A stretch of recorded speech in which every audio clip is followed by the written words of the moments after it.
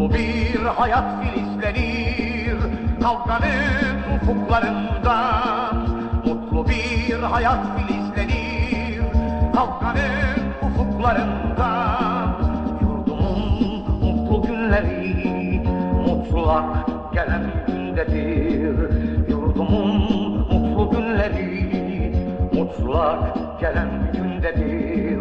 Bir Mayıs, bir Mayıs, işçinin emekçinin bayramı.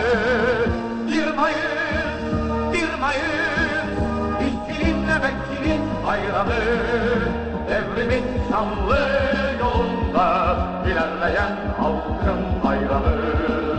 Devrimin şanlı yolunda ilerleyen halkın bayramı.